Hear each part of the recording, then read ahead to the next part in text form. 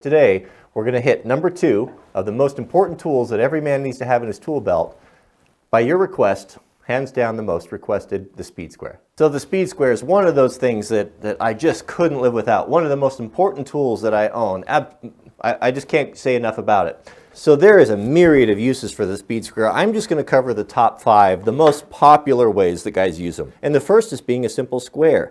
Having a pocket reference that we can check everything immediately for square. See right there, here's a factory cut and it's a 16th off. I can know that really quickly by using my speed square. So just having a regular 90-degree square for squaring up other things as well. The second, not in any particular order, one of the more useful things that you're going to use the speed square for is as a, what do you call it, a protractor. A protractor, so you need to figure an angle. Oh, automatically you have the 45s on there if you want to do miters or different things. But right here is a pivot point. It says pivot right on it. And as you rotate this, holding for this pivot point fast to the edge, there's degrees over here. So if I want to make a 5-degree cut, I simply roll up until I'm showing the number 5 on there and make a line. And there's what? There's my 5 degrees. Or if I want to do a 22.5, I bring it up here, make my mark, and now I'm at 22.5. All the way up, I can go clear on up, of course, to the 90 degrees. And I can use that as a protractor to figure all of my angles. Very useful for all sorts of things, especially when you're doing miters. So the number 3 of the top uses for your speed square is going to be as a saw guide. So our skill saw, right, as we're running it through the board and following a line, have a tendency to do this. And the more skilled you are, the more you do this, the better you get at it. For guys that are occasional users like myself, having a little assistance or something to run along is of great benefit.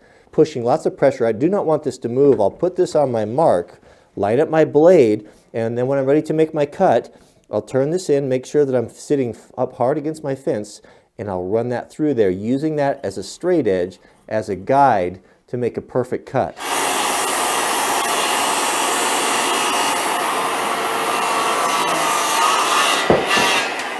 So the number 4 useful thing for speed square, the most commonly used things, what we're going to do here is we're going to use a speed square for marking lines here. Let's say that we want to cut a strip off of a sheet of plywood, or we want to cut this in half, or we want a 2-inch furring strip off of this.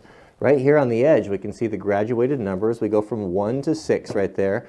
What you can do is let's say we want to cut this 2.5, we'll go to the 2.5 mark right there, putting our pencil in there. Now make sure when our pencil that we're laying it away from the body. We don't want to go this way because the pencil jumps and jabs and sticks into every deformity in the wood, but laying it down towards us, and they're guessing as best we can with our finger on the square so it doesn't move.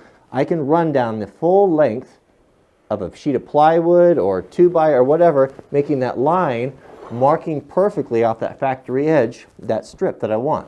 One last thing that I use it for is on pony walls, straightening the studs in pony walls, really small stuff, tiny stuff where you can't get your 4-foot level.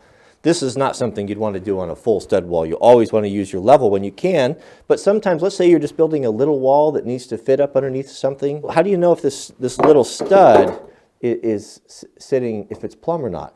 The speed square is great for that. On that little wall, I'll secure the bottom, make sure that I'm on layout, and then I'll just quickly check right here. And if I'm not, I'll tap, tap, tap it over with my hammer. I check it here, I check it here. I square both sides really quickly, really efficiently, and it fits in really tiny areas.